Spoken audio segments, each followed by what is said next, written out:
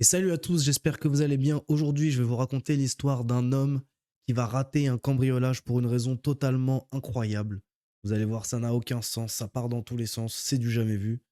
C'est parti.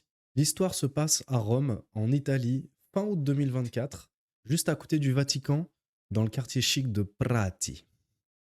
Un Italien de 71 ans rentre dans son appartement. Il ouvre sa porte et trouve un individu en train de lire tranquillement un livre sur sa terrasse. Cet homme, c'est Daniele Ligiori, 38 ans, informaticien et apparemment apprenti cambrioleur. L'homme de 71 ans va appeler la police quand même pour signaler l'intrusion. Et par la suite, les deux personnes vont discuter tranquillement, calmement, jusqu'à l'arrivée des forces de l'ordre. Daniele va se faire emporter par la police sans opposer aucune résistance. Honnêtement, j'aurais vraiment aimé être là pour écouter leur conversation, ça devait être vraiment épique.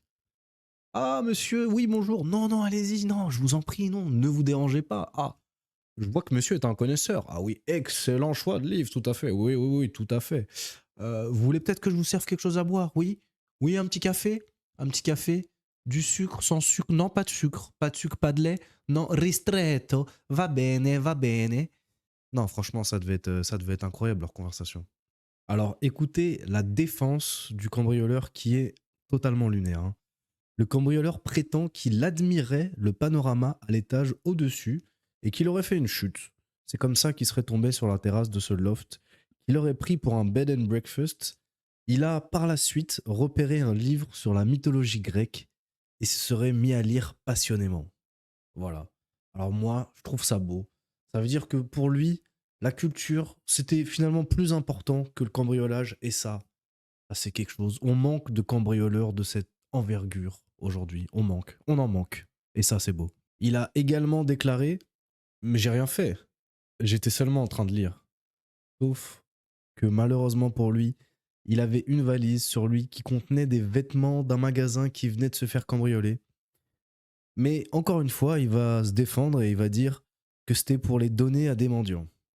Voilà, c'est franchement, je trouve ça admirable. Il en a plus rien à foutre.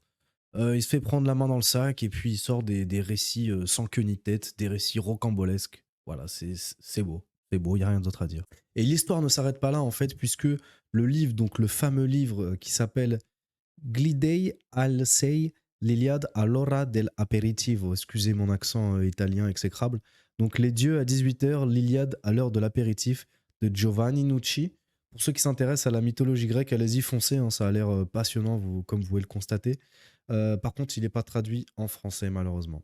L'auteur du livre a découvert la nouvelle par la presse, hein, comme tout le monde, et ça l'a plutôt amusé. Il a déclaré: je voudrais retrouver la personne qui a été prise en flagrant délit pour lui offrir le livre. Il a ajouté: j'aimerais qu'il puisse le terminer.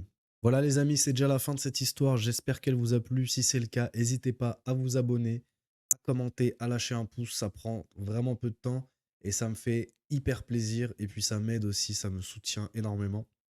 N'hésitez pas aussi à me suivre sur Twitch. Le lien est dans la description. Voilà, c'est cool de se voir en direct. Énorme bisous, à la prochaine. Ciao, ciao.